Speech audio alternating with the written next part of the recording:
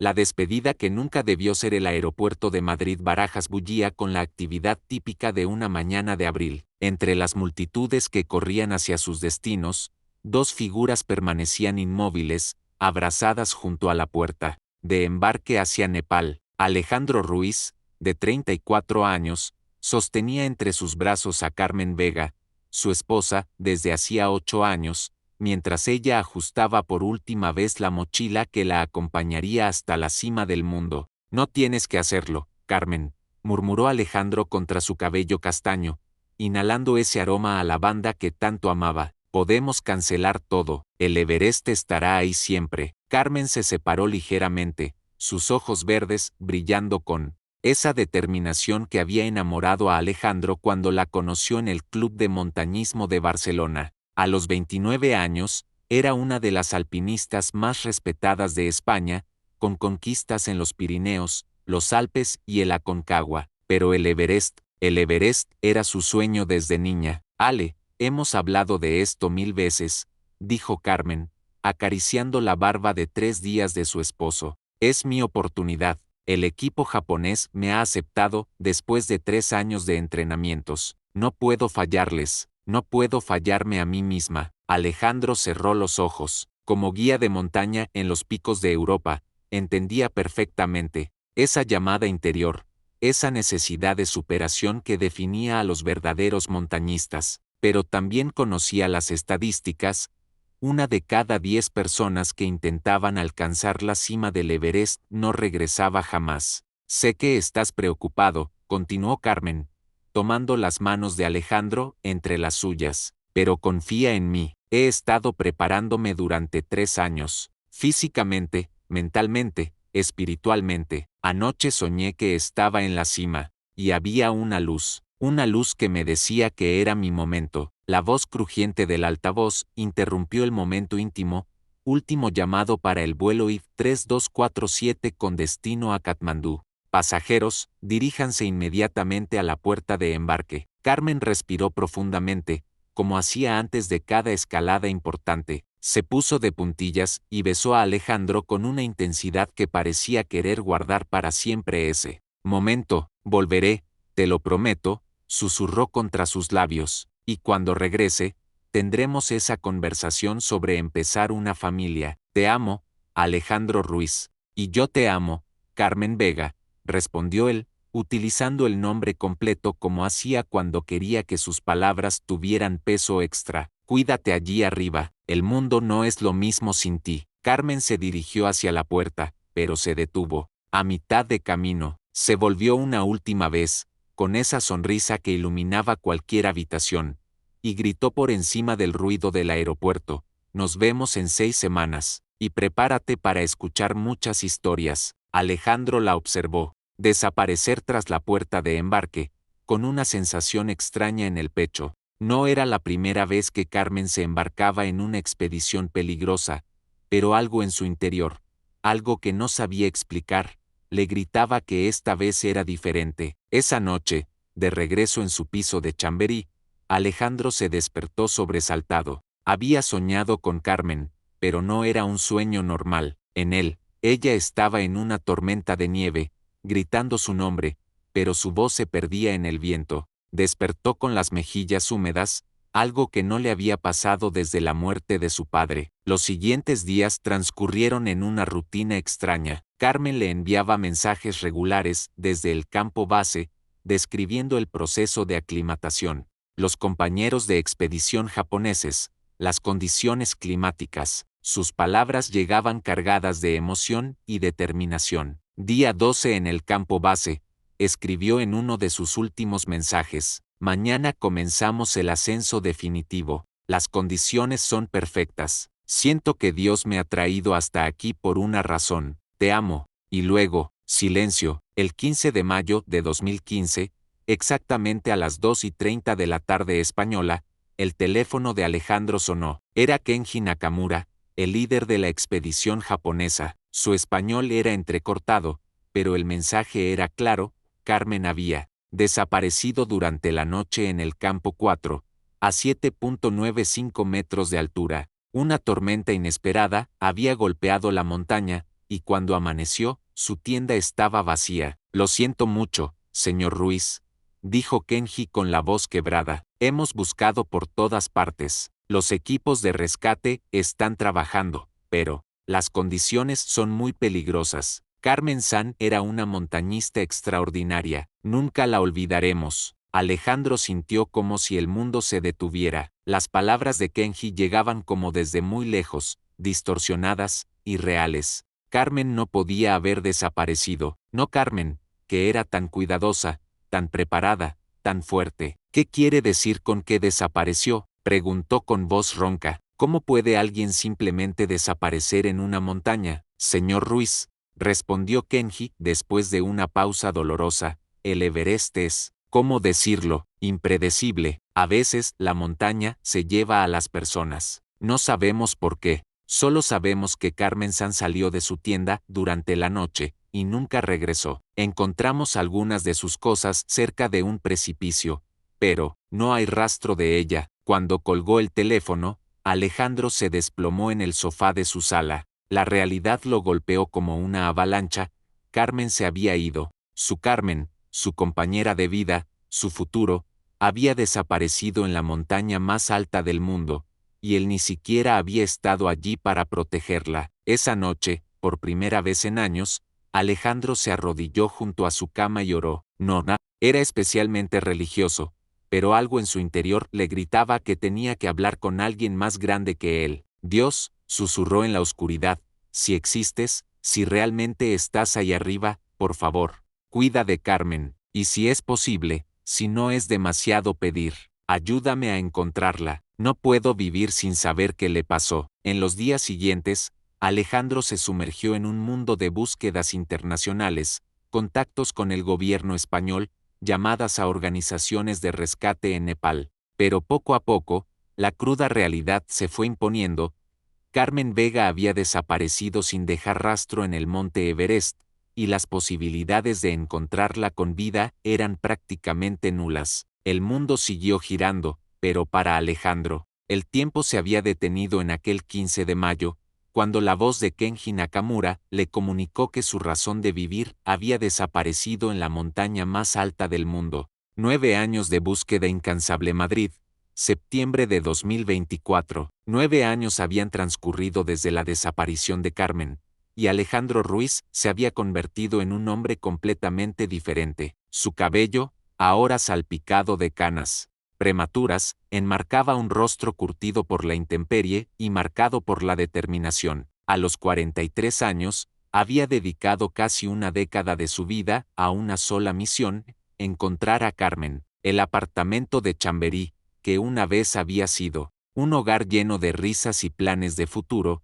ahora parecía más un centro de operaciones. Las paredes estaban cubiertas de mapas del Everest, fotografías satelitales, rutas de escalada marcadas con diferentes colores, y cientos de fotos de Carmen. En el centro de la sala, una mesa enorme sostenía computadoras, archivos y una correspondencia interminable con guías nepaleses, montañistas internacionales y organizaciones de rescate. Buenos días, Carmen, susurró Alejandro, como hacía cada mañana desde hacía 9 años, dirigiéndose a la fotografía más grande de su esposa que presidía la sala. Era una imagen tomada en el Aconcagua, donde Carmen sonreía radiante, con los brazos extendidos hacia el cielo. Hoy es el día, lo siento, hoy voy a encontrarte. Su teléfono vibró, interrumpiendo el ritual matutino. Era un mensaje de Tenzin Norbu, un guía Sherpa con quien había desarrollado una amistad profunda durante sus múltiples viajes a Nepal. Alejandro Saib, las condiciones están perfectas. El grupo está listo. Nos vemos en Katmandú en 2 días. Esta vez será diferente. Alejandro sonrió por primera vez en semanas. Esta expedición, la 10ª que organizaba por su cuenta, tenía algo especial. Habían conseguido permisos para explorar una zona del Everest que normalmente estaba prohibida para turistas, la cara norte, donde los vientos catabáticos habían creado cuevas y fisuras que nunca habían sido exploradas sistemáticamente. Durante estos 9 años, Alejandro había transformado su dolor en una máquina de búsqueda implacable. Había aprendido nepalí básico, Había estudiado meteorología de alta montaña, había consultado con glaciólogos sobre el movimiento de hielo en el Everest. Cada euro que ganaba como guía en España lo invertía en expediciones de búsqueda. Había vendido su coche, había hipotecado el apartamento, había gastado los ahorros de toda una vida. Sus amigos y familiares lo habían intentado todo. Su hermana Marta venía cada domingo con sus hijos, tratando de devolverle algo de normalidad a su vida. Su madre, desde Sevilla, lo llamaba cada día rogándole que aceptara la realidad y siguiera adelante. Pero Alejandro no podía. Algo, en su interior, algo que no sabía explicar con palabras, le decía que Carmen seguía ahí, esperándolo. Tío Ale, le había dicho su sobrino Pablo, de 15 años, durante una de las visitas dominicales, ¿por qué no intentas? No sé, ¿conocer a alguien más? Mamá dice que la tía Carmen no querría verte así. Alejandro había mirado a su sobrino con una mezcla de cariño y tristeza. Pablo, hay amores que trascienden la muerte. Tu tía Carmen no es solo mi pasado, es mi presente y mi futuro. Hasta que no sepa qué le pasó, no puedo cerrar este capítulo de mi vida. La noche anterior a su partida hacia Nepal, Alejandro recibió una llamada inesperada. Era el doctor García, un psiquiatra que había visitado algunas veces por insistencia de su familia. Alejandro, he estado pensando en nuestra última conversación, dijo el doctor con voz calmada. Sé que no te gusta hablar de esto, pero creo que es importante que consideres la posibilidad de que tu búsqueda esté siendo motivada por algo más que amor. Podría ser culpa, o negación, o, doctor García, interrumpió Alejandro con firmeza, con todo respeto, creo que hay cosas que la psicología no puede explicar. Hay conexiones entre las personas que van más allá de lo que podemos entender. Yo siento que Carmen está ahí, esperándome. No es locura, es fe. ¿Fe? Preguntó el doctor, sorprendido. No sabía que fueras religioso. No lo era, respondió Alejandro, mirando por la ventana hacia el cielo nocturno de Madrid. Pero 9 años de búsqueda te cambian. He visto cosas en el Everest, he sentido presencias, he tenido sueños. Doctor, creo que Dios me está guiando hacia Carmen. No puedo explicarlo de otra manera. Esa noche, Alejandro tuvo el sueño más vívido de los últimos años. Estaba en la cima del Everest, pero no había nieve ni frío. El paisaje era sereno, bañado por una luz dorada que parecía venir de todas partes. Carmen estaba allí, pero no como la recordaba. Parecía luminosa, en paz. Ale, le dijo en el sueño, estás muy cerca, más cerca de lo que imaginas, pero tienes que entender que cuando me encuentres, todo va a cambiar. ¿Estás preparado para eso? ¿Preparado para qué? Preguntó Alejandro en el sueño. La verdad, respondió Carmen, comenzando a desvanecerse, para entender que el amor verdadero, a veces, significa dejar ir. Alejandro despertó con lágrimas en los ojos, pero también con una certeza renovada. Carmen le había hablado en sueños antes, pero nunca de manera tan clara. Algo le decía que esta expedición sería diferente. El día de su partida, mientras empacaba sus cosas, Alejandro encontró una carta que Carmen le había dejado en su cajón antes de partir hacia Nepal 9 años atrás. Era una tradición entre ellos, siempre se dejaban cartas antes de las expediciones peligrosas. Mi amor, decía la carta con la caligrafía redonda de Carmen, si estás leyendo esto, significa que algo ha salido mal. Quiero que sepas que cada momento contigo ha sido un regalo. Quiero que sepas que si el Everest me reclama, no quiero que dediques tu vida a buscarme. Quiero que vivas, que ames, que seas feliz. Pero también sé que te conozco, y sé que no harás caso a estas palabras hasta que tu corazón encuentre paz. Así que te doy mi bendición para que hagas lo que tengas que hacer. Pero con una condición, cuando me encuentres, prométeme que después serás libre. Te amo hoy, te amaré siempre. Carmen. Alejandro dobló la carta con cuidado y la guardó en su bolsillo. En unas horas estaría en el avión hacia Katmandú, comenzando lo que presentía sería su última expedición de búsqueda. Mientras cerraba la puerta de su apartamento, susurró una oración: Dios, si me has estado preparando para este momento durante 9 años, dame la fuerza para enfrentar lo que voy a encontrar. Y si es tu voluntad que encuentre a Carmen, ayúdame a entender qué debo hacer después. El taxi que lo llevaba al aeropuerto se perdió en el tráfico matutino de Madrid, pero Alejandro no se impacientó. Después de 9 años de búsqueda, había aprendido que algunas cosas no se pueden acelerar. Los misterios del corazón y las montañas tienen sus propios tiempos. El escalofriante descubrimiento campo base del Everest,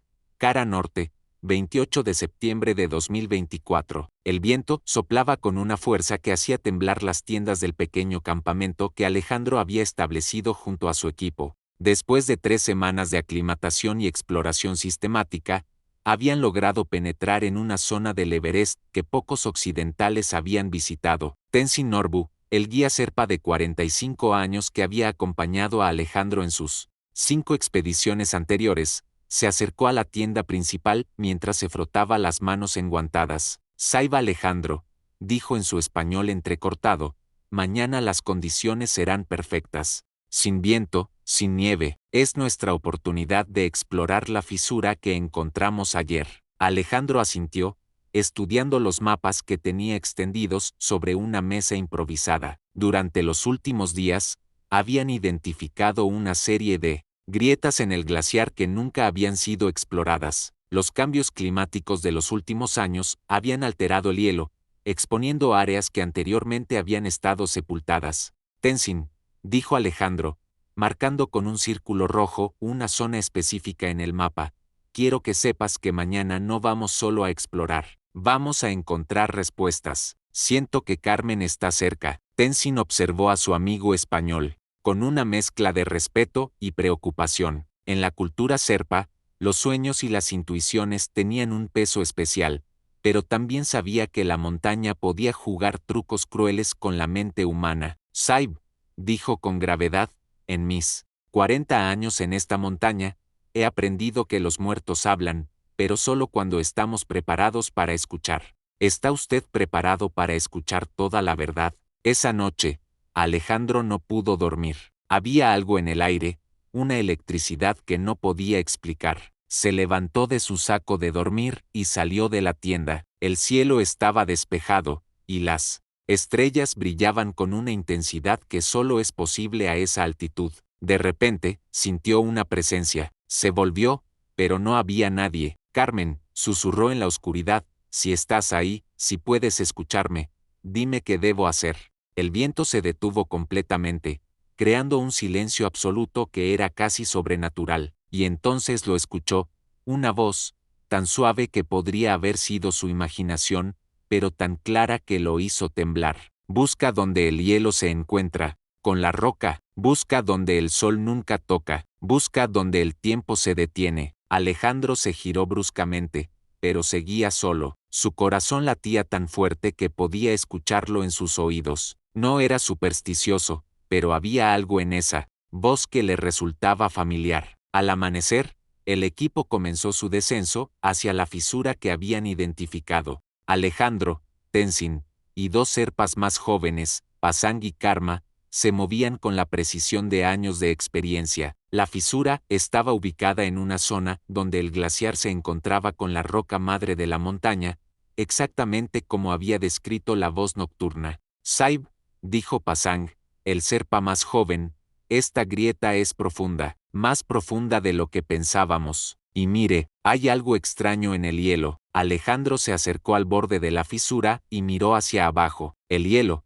que debería haber sido azul transparente, tenía una coloración diferente en ciertas zonas. Parecía como si algo hubiera sido preservado dentro del glaciar. Vamos a descender, decidió Alejandro, revisando su equipo de rappel. Tenzin, tú te quedas arriba por seguridad. Pasang, tú vienes conmigo. El descenso fue lento y peligroso. La fisura se estrechaba a medida que bajaban, y las paredes de hielo reflejaban la luz de sus linternas creando un ambiente casi mistical. Después de descender aproximadamente 30 metros, Alejandro se detuvo bruscamente. Dios mío, murmuró, casi sin aliento. Allí, preservada en el hielo como en una tumba de cristal, estaba Carmen. Pero no era como se había imaginado encontrarla. Su cuerpo estaba en una posición que sugería que había buscado refugio, como si hubiera encontrado esta grieta y hubiera decidido quedarse allí. Sus ojos estaban cerrados, y su expresión era serena,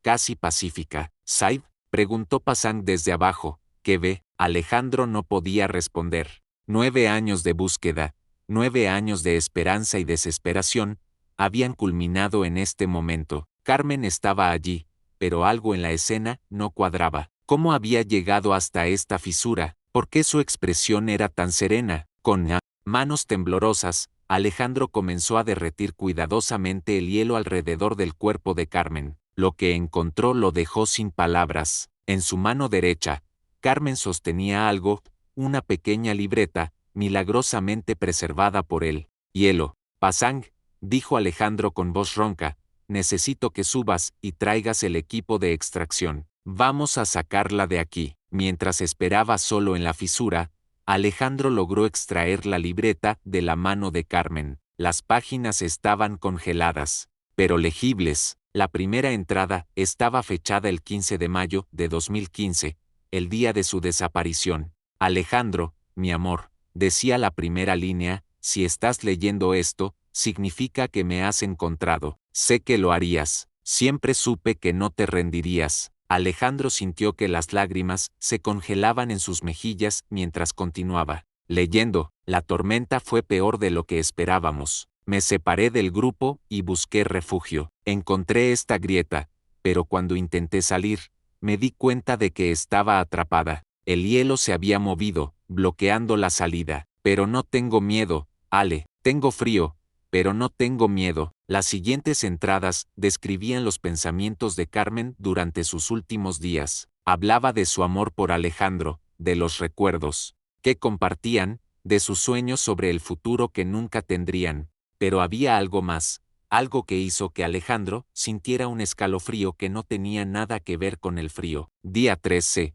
Ale, va a sonar extraño, pero no me siento sola aquí. Es como si alguien me acompañara. Anoche soñé contigo, y parecía tan real que cuando desperté, pensé que estabas aquí conmigo. Creo que el amor trasciende la distancia, incluso la distancia entre la vida y la muerte. Día 5. Estoy débil, pero en paz. He estado orando, algo que no había hecho en años, y siento como si Dios me hubiera traído aquí por una razón, como si esta no fuera mi tragedia, sino mi propósito. La última entrada estaba escrita con una caligrafía temblorosa, pero las palabras eran claras.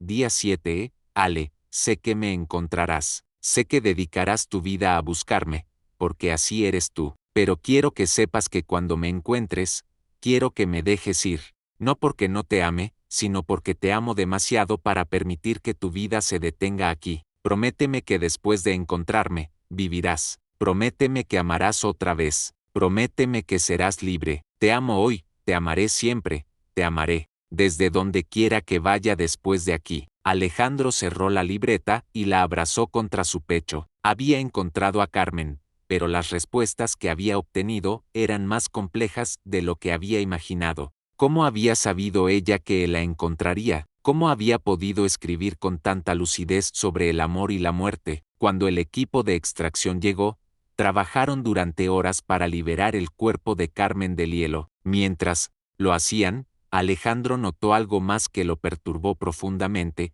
El hielo alrededor de Carmen era diferente al resto. Era más claro, más puro, como si hubiera sido protegido. Tenzin, dijo Alejandro mientras subían lentamente hacia la superficie, en tu cultura, ¿es posible que los muertos protejan a los vivos? ¿Es posible que nos guíen hacia ellos? El Sherpa veterano miró a su amigo con ojos sabios. Saib, Alejandro, en el Everest, todo es posible. Los muertos no se van realmente, se convierten en parte de la montaña, y la montaña cuida de ellos. Tal vez Carmen Memsaib lo guió hasta aquí porque sabía que usted necesitaba encontrarla para poder continuar con su vida. Mientras el equipo emergía de la fisura con el cuerpo de Carmen, Alejandro sintió algo que no había experimentado en 9 años, un extraño tipo de paz. Había encontrado a Carmen, pero también había encontrado algo más, la certeza de que el amor verdadero a veces significa dejar ir.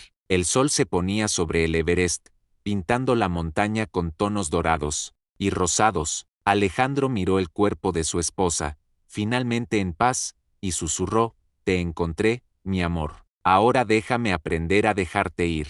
La verdad revelada. Katmandú, Nepal, 5 de octubre de 2024. El morgue del Hospital Tribhuvan University era un lugar que Alejandro nunca había imaginado que visitaría. Después de 9 años de búsqueda, finalmente tenía el cuerpo de Carmen. Pero también tenía más preguntas que respuestas. El doctor Ramesh Adhikari, el forense principal del hospital, era un hombre de mediana edad con una voz suave que contrastaba con la dureza de su trabajo. Había examinado cientos de cuerpos recuperados del Everest a lo largo de su carrera, pero el caso de Carmen Vega lo había intrigado de manera especial. «Señor Ruiz», dijo el doctor Adhikari, invitando a Alejandro a sentarse en su oficina, «los resultados de la autopsia han sido inusuales. Quisiera discutir algunos hallazgos con usted antes de entregar el informe oficial». Alejandro se sentó en el borde de la silla, preparándose para escuchar información que había esperado durante 9 años.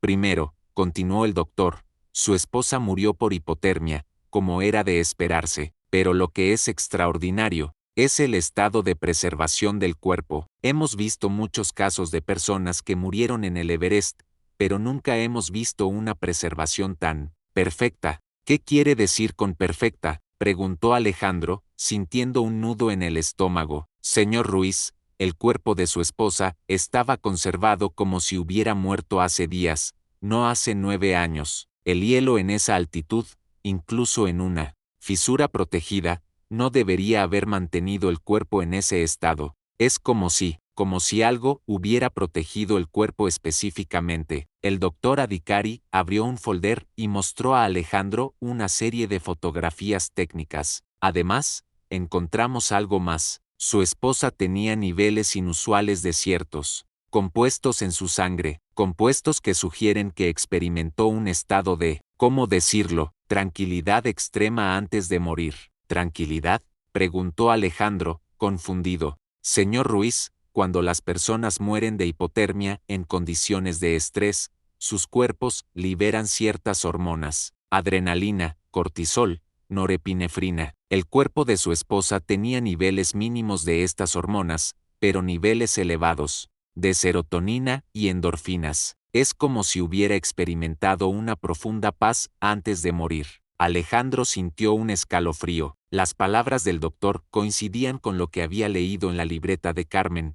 «Estoy débil, pero en paz». «Doctor», dijo Alejandro, sacando la libreta que había encontrado, «¿es posible que mi esposa haya mantenido la lucidez mental durante varios días en esas condiciones?». El doctor Adhikari examinó la libreta con curiosidad. «Normalmente, diría que no, la hipotermia causa confusión mental, delirio, pero», hizo una pausa, «esta caligrafía es notablemente estable. Es como si su esposa hubiera encontrado una forma de mantener la claridad mental a pesar de las condiciones extremas». Después de la reunión con el forense, Alejandro se dirigió a un pequeño café en Tamel, el barrio turístico de Katmandú. Necesitaba tiempo para procesar lo que había escuchado. Pidió un chai y se sentó en una mesa junto a la ventana, observando el caos colorido de la vida nepalí. Su teléfono sonó. Era Tenzin Norbu. «Saib Alejandro», dijo el Sherpa, «hay algo que necesito contarle, algo que no le dije antes porque pensé que no me creería». «¿Qué es, Tenzin?». «Saib, la noche antes de encontrar a Carmen Memsaib, tuve un sueño. En mi sueño, una mujer occidental me hablaba en perfecto nepalí. Me decía que su esposo necesitaba encontrarla, pero que después de encontrarla, necesitaría ayuda para entender el mensaje que ella había dejado». Alejandro se enderezó en su silla. «¿Qué más te dijo en el sueño?». «Me dijo que el amor verdadero trasciende la muerte, pero que los vivos deben aprender a vivir. Me dijo que usted iba a necesitar tiempo para entender esto, pero que cuando lo entendiera, sería libre». Alejandro sintió como si todas las piezas de un rompecabezas cósmico estuvieran comenzando a encajar. «Tenzin, ¿crees que Carmen me guió hasta ella?». «Saib», respondió Tenzin con la sabiduría de sus años en la montaña, «en el Everest, los límites entre la vida y la muerte son muy delgados. Los Serpas hemos visto muchas cosas que la ciencia occidental no puede explicar. Creo que Carmen Memsaib lo amaba tanto que encontró una forma de ayudarlo, incluso después de morir. Después de colgar, Alejandro abrió nuevamente la libreta de Carmen. Esta vez, leyó con más atención, buscando pistas que antes había pasado por alto. En la entrada del día 4, Carmen había escrito: Ale, sé que suena loco, pero siento que puedo comunicarme contigo. Anoche, mientras dormía, te vi en nuestro apartamento de Madrid. Estabas llorando, y quería consolarte, pero no podía tocarte. Pero sentí que de alguna manera, mi amor llegaba hasta ti. Alejandro recordó perfectamente esa noche, 4 días después de la desaparición de Carmen. Había llorado hasta quedarse dormido en el sofá, y había tenido la extraña sensación de que Carmen lo estaba consolando. Había despertado con una inexplicable sensación de paz. Más adelante, en la entrada del día 6, Carmen había escrito algo que ahora adquiría un significado completamente nuevo. Ale, creo que Dios me ha mostrado algo. Me ha mostrado que mi muerte no es el final de nuestro amor, sino una transformación. Creo que he sido elegida para enseñarte algo sobre el amor que va más allá de la vida física. Pero para que puedas aprender esa lección, primero tienes que encontrarme. Alejandro cerró la libreta y miró por la ventana del café. Las calles de Katmandú bullían con vida, vendedores ambulantes, monjes budistas, turistas, niños jugando. La vida continuaba, implacable y hermosa, a pesar de la muerte y la pérdida. Su teléfono vibró con un mensaje de WhatsApp. Era su hermana Marta, desde Madrid. Ale, sé que encontraste a Carmen. Papá me contó. ¿Cuándo vienes a casa? Te necesitamos aquí. Por primera vez en 9 años, Alejandro sintió nostalgia por casa. No la nostalgia dolorosa que había sentido todos estos años, sino una nostalgia calmada, como si finalmente estuviera listo para volver a vivir. Esa noche, en su habitación del hotel, Alejandro tomó una decisión que habría sido impensable un mes atrás. Llamó a una agencia funeraria internacional para organizar el traslado del cuerpo de Carmen a España. Era hora de llevarla a casa, y era hora de que él también regresara a casa. Mientras esperaba la confirmación de los arreglos, Alejandro escribió una carta. No era para Carmen, sino para él mismo.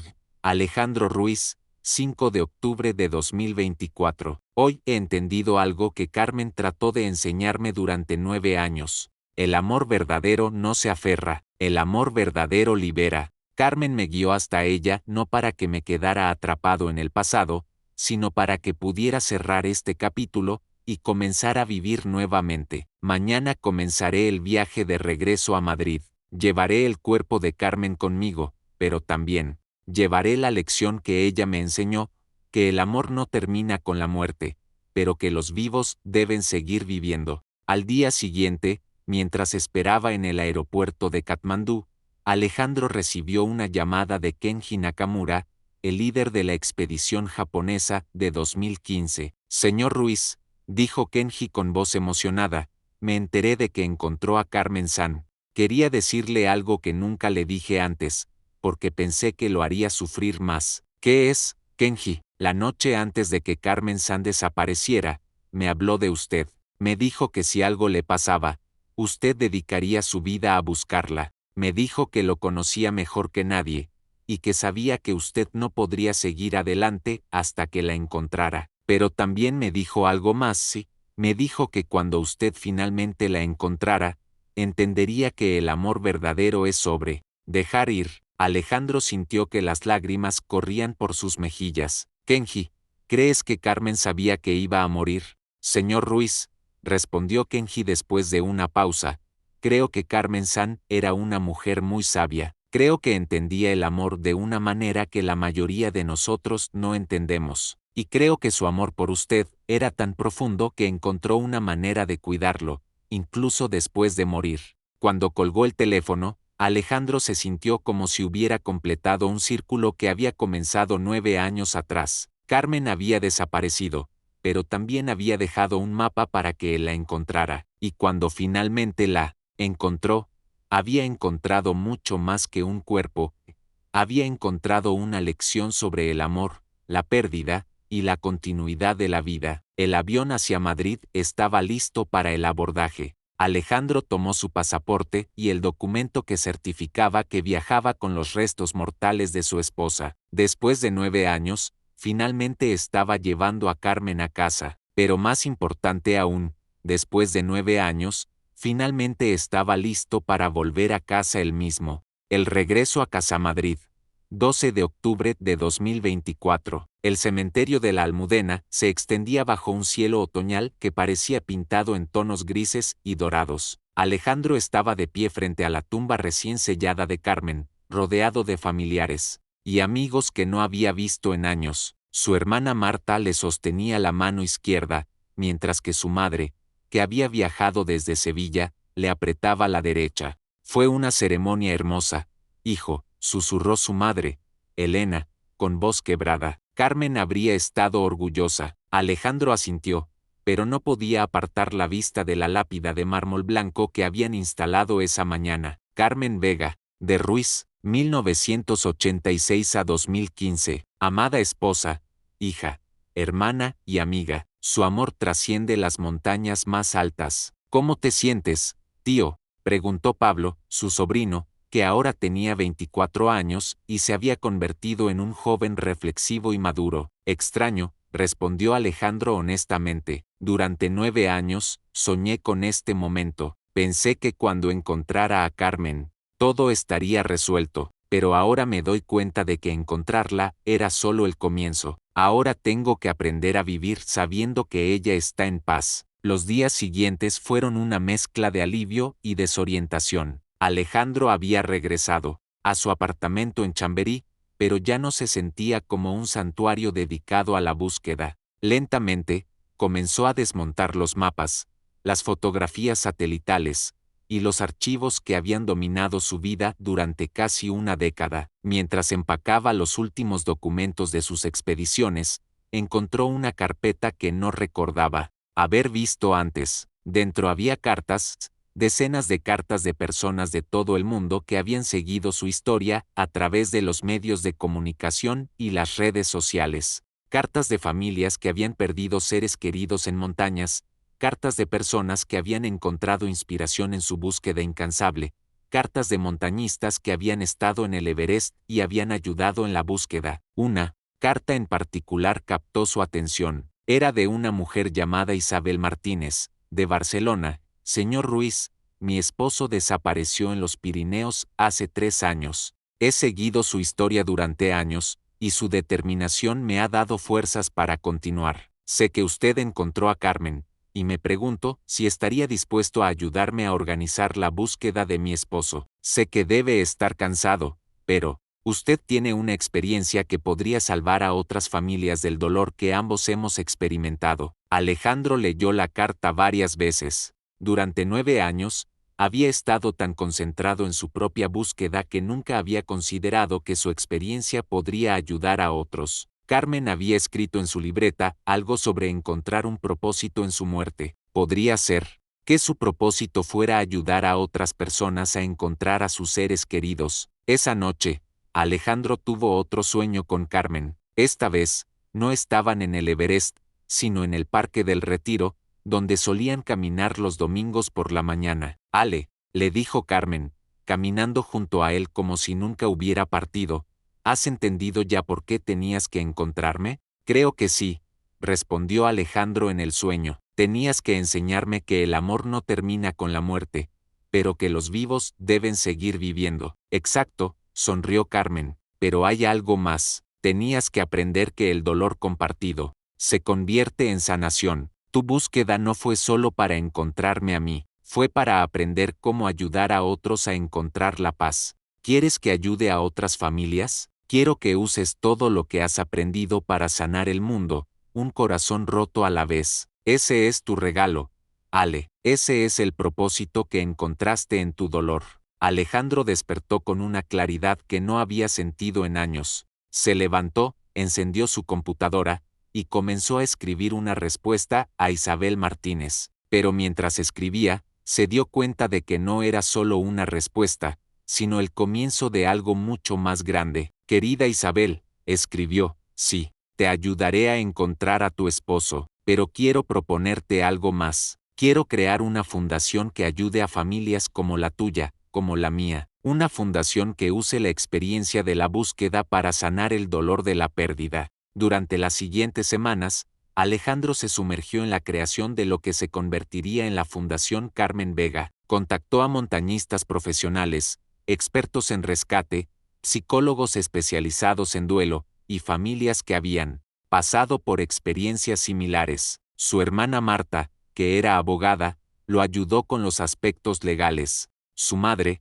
Elena, insistió en donar sus ahorros para el proyecto. Incluso Tenzin Norbu, desde Nepal, se ofreció a ser el coordinador asiático de la fundación. Saiba Alejandro, le dijo Tenzin durante una videollamada, Carmen Memsahib estaría muy orgullosa. Usted ha transformado su dolor en esperanza para otros. La fundación oficialmente se lanzó el 15 de mayo de 2025, exactamente 10 años después de la desaparición de Carmen. El evento se realizó en el Hotel Villa Magna de Madrid, con la asistencia de más de 200 personas, incluyendo familias afectadas, montañistas y representantes de organizaciones de rescate internacionales. Alejandro, vestido con un traje azul marino que Carmen siempre le había dicho que lo hacía ver distinguished, se dirigió al podium para dar el discurso inaugural. Hace 10 años, comenzó, perdí a la persona más importante de mi vida. Carmen Vega desapareció en el monte Everest, y yo dediqué 9 años de mi vida a buscarla. Algunos dirían que perdí 9 años. Yo digo que encontré mi propósito. La audiencia escuchaba en silencio absoluto. Carmen me enseñó que el amor verdadero trasciende la muerte, pero que los vivos deben seguir viviendo. Me enseñó que el dolor compartido se convierte en sanación. Me enseñó que a veces, encontrar a alguien que hemos perdido es menos importante que encontrar la manera de ayudar a otros a sanar. Alejandro hizo una pausa, mirando hacia el cielo a través de las ventanas del hotel. La Fundación Carmen Vega no es solo sobre encontrar a personas desaparecidas, es sobre encontrar esperanza en la desesperación, propósito en el dolor, y comunidad en la soledad. Es sobre entender que el amor no termina con la muerte, pero que debe transformarse en algo que sirva a la vida. Al final del evento, Isabel Martínez, cuyo esposo había sido encontrado con vida 2 meses antes gracias a la ayuda de Alejandro, se acercó para agradecerle. Señor Ruiz, le dijo con lágrimas en los ojos, usted no solo me ayudó a encontrar a mi esposo, me ayudó a encontrar una nueva forma de entender el amor y la pérdida. Isabel, respondió Alejandro, Carmen me enseñó que cuando ayudamos a otros a sanar, nosotros también sanamos. Gracias por permitirme ser parte de tu sanación. Esa noche, Alejandro regresó a su apartamento por primera vez en meses sintiéndose completo. Las paredes ya no estaban cubiertas de mapas del Everest, sino de fotos de familias reunidas, de montañistas rescatados, de personas que habían encontrado esperanza a través de la fundación. Antes de dormir, Alejandro se dirigió a la foto de Carmen que ahora ocupaba un lugar especial en su sala, pero ya no dominaba el espacio. Gracias, mi amor, susurró. Gracias por enseñarme que el amor verdadero no se aferra. Gracias por mostrarme que a veces, la mejor manera de honrar a alguien que hemos perdido es ayudar a otros a encontrar la paz. Por primera vez en 10 años,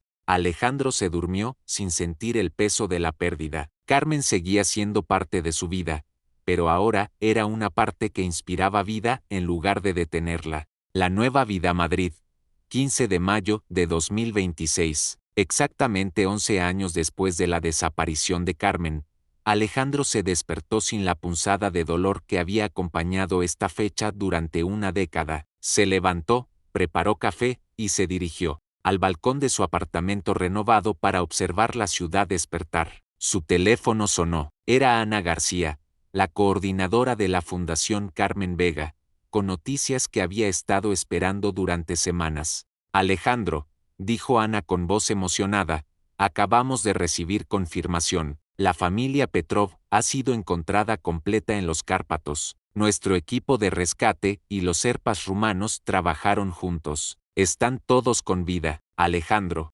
sintió la familiar mezcla de alivio y gratitud que experimentaba cada vez que la fundación lograba reunir a una familia. ¿Cuántas familias llevamos ya, Ana? Con esta, son 127 familias reunidas, y 89 casos donde hemos proporcionado cierre a través de la recuperación de restos. Alejandro, estamos cambiando vidas. Después de colgar, Alejandro se dirigió al cementerio de la Almudena. Era una tradición que había desarrollado, visitar a Carmen cada 15 de mayo, no con dolor, sino con gratitud y noticias de la fundación. Hola, mi amor, dijo, colocando un ramo de lirios blancos, las flores favoritas de Carmen, sobre la tumba. Otro año, otra familia reunida gracias a lo que me enseñaste. Mientras estaba arrodillado junto a la tumba, Alejandro escuchó pasos detrás de él. Se volvió y vio a una mujer joven, de aproximadamente 30 años, que se acercaba tímidamente. Disculpe, ¿es usted Alejandro Ruiz?, preguntó la mujer con un ligero acento que Alejandro identificó como argentino. Sí, soy yo, respondió, poniéndose de pie. Mi nombre es Sofía Mendoza, soy periodista, y he estado siguiendo el trabajo de la Fundación Carmen Vega. Vine a Madrid específicamente para conocerlo. Alejandro la invitó a sentarse en un banco cercano. Sofía era una mujer hermosa, con cabello negro rizado y ojos marrones, expresivos. Había algo en su manera de hablar que le resultaba familiar y cómoda. Señor Ruiz, comenzó Sofía, no vine solo por una entrevista, vine porque su historia me salvó la vida. ¿Cómo es eso?, preguntó Alejandro, intrigado. Hace 3 años, perdí a mi hermano menor en los Andes. Él era montañista, como Carmen. Desapareció durante una expedición a la Aconcagua. Después de leer sobre su búsqueda, dediqué 2 años a buscarlo. Lo encontré, y pude darle sepultura digna a mi familia. Pero más importante, aprendí lo que usted aprendió, que el amor no termina con la muerte, pero que los vivos deben seguir viviendo. Alejandro sintió una conexión inmediata con esta mujer que había pasado por una experiencia similar. ¿Y ahora qué haces? Escribo sobre familias que han perdido seres queridos en montañas. Quiero documentar historias como la suya, como la mía. Quiero mostrar que el dolor puede transformarse en propósito. Hablaron durante 2 horas. Sofía le contó sobre su trabajo, sobre su hermano, sobre cómo había encontrado paz después de la pérdida. Alejandro le habló sobre la fundación, sobre los casos más recientes, sobre cómo había aprendido a vivir con el recuerdo de Carmen sin estar atrapado por él. Señor Ruiz, dijo Sofía antes de despedirse, me gustaría proponerle algo. Quiero escribir un libro sobre la Fundación Carmen Vega. Quiero contar la historia completa, la desaparición, la búsqueda, el descubrimiento, y cómo usted transformó su dolor en esperanza para otros. Llámame Alejandro, dijo él, sonriendo. Y sí, me gustaría que escribieras esa historia. Creo que Carmen estaría de acuerdo. En los meses siguientes, Sofía se quedó en Madrid trabajando en el libro. Pasaba días enteros en las oficinas de la fundación, entrevistando a familias, documentando casos, y conociendo profundamente el trabajo que Alejandro había construido. Gradualmente, su relación profesional se convirtió en una amistad profunda. Sofía acompañaba a Alejandro en sus visitas mensuales al cementerio, y él la ayudaba con los capítulos más difíciles del libro, aquellos que requerían revivir momentos dolorosos. Alejandro, le dijo Sofía una tarde mientras trabajaban en su apartamento, ¿puedo preguntarte algo personal? Claro, ¿alguna vez has pensado en amar a alguien más? Alejandro se quedó en silencio durante un momento largo. Honestamente, durante mucho tiempo pensé que sería una traición a Carmen. Pero últimamente he estado pensando que tal vez Carmen me enseñó sobre el amor precisamente para que pudiera amar nuevamente. ¿Y cómo te sientes al respecto, Sofía?, dijo Alejandro, mirándola directamente a los ojos. Creo que Carmen me envió a alguien que entendiera mi dolor, que compartiera mi propósito, y que me ayudara a recordar que la vida está hecha para ser vivida. La primera vez que se besaron fue en el cementerio, junto a la tumba de Carmen. Sofía había sugerido que fuera allí porque quería que Carmen supiera sobre sus sentimientos. Sé que suena extraño, le había dicho Sofía, pero siento que necesito su bendición. Mientras se besaban, Alejandro sintió algo que no había experimentado en 11 años, la certeza de que Carmen estaba en paz con su felicidad. El libro más alto que las montañas, la historia de la Fundación Carmen Vega se publicó en febrero de 2027 y se convirtió en un bestseller inmediato. Sofía había logrado capturar no solo la historia de la búsqueda, sino la transformación espiritual de Alejandro y el impacto de la fundación en cientos de familias. En la presentación del libro, realizada en la Casa del Libro de Gran Vía, Alejandro y Sofía anunciaron su compromiso. Carmen me enseñó que el amor verdadero trasciende la muerte, dijo Alejandro durante su discurso, pero también me enseñó que los vivos deben seguir viviendo. Sofía me ha mostrado que es posible honrar un amor del pasado mientras se construye un amor del futuro. Se casaron el 20 de septiembre de 2027, en una ceremonia íntima en el Parador de Gredos, rodeados de montañas. Antes de la ceremonia, Alejandro visitó una vez más la tumba de Carmen. Mi amor, le dijo, hoy me caso con Sofía. Sé que la habrías amado, sé que entenderías que esto no es una traición, sino una continuación de lo que me enseñaste sobre el amor. Gracias por mostrarme que el amor verdadero no se aferra, sino que libera. En ese momento, una brisa suave movió las hojas de los árboles cercanos, y Alejandro tuvo la extraña pero reconfortante sensación de que Carmen estaba sonriendo. La boda fue hermosa. Tenzin Norbu había viajado desde Nepal para la ocasión, y durante la ceremonia, leyó una bendición serpa que hablaba sobre cómo los muertos protegen a los vivos y los guían hacia la felicidad. En las montañas, dijo Tenzin, creemos que aquellos que han partido no se van realmente, se convierten en el viento que lleva las oraciones, en la luz que guía el camino, en la paz que llena el corazón. Carmen Mensaibe está aquí hoy, bendiciendo este nuevo amor. 3 años después, Alejandro y Sofía tenían una hija, a quien llamaron Carmen Elena, en honor a la primera esposa de Alejandro y a su madre. La niña nació el 15 de mayo de 2030, exactamente 15 años después de la desaparición de Carmen. ¿Crees que es casualidad?, le preguntó Sofía a Alejandro mientras sostenían a su hija por primera vez. No, respondió Alejandro, mirando los ojos grandes y curiosos de su hija. Creo que Carmen quería que recordáramos que la vida siempre encuentra una manera de continuar, que el amor siempre encuentra una manera de renacer. La Fundación Carmen Vega continuó creciendo. Para 2030, había ayudado a más de 500 familias de todo el mundo. Alejandro había desarrollado técnicas de búsqueda que fueron adoptadas por organizaciones de rescate internacionales. Sofía había escrito 3 libros más sobre supervivencia en montañas y transformación del dolor. En el 5º aniversario de su matrimonio, Alejandro y Sofía visitaron el Everest juntos, no para buscar a nadie, sino para rendir homenaje a la montaña que había cambiado sus vidas. Desde el campo base, Alejandro miró hacia la cumbre y susurró, gracias, Carmen, gracias por enseñarme que el amor verdadero no es posesión, sino liberación. Gracias por mostrarme que a veces, perder a alguien es la única manera de encontrar nuestro verdadero propósito. Sofía tomó su mano y señaló hacia el cielo, donde las estrellas brillaban con una intensidad que solo es posible en las montañas más altas del mundo. Mira, dijo, hay una estrella que brilla más que las demás. Alejandro siguió su mirada, y sonrió. Sí, la veo, es Carmen, recordándonos que el amor verdadero es eterno, pero que los vivos deben seguir viviendo. De la mano, bajo el cielo estrellado del Everest, Alejandro y Sofía caminaron de regreso a su tienda, llevando consigo la certeza de que el amor, en todas sus formas, siempre encuentra una manera de trascender incluso las montañas más altas. Esta historia está basada en la premisa de que el amor verdadero trasciende la muerte, pero que los vivos deben aprender a vivir.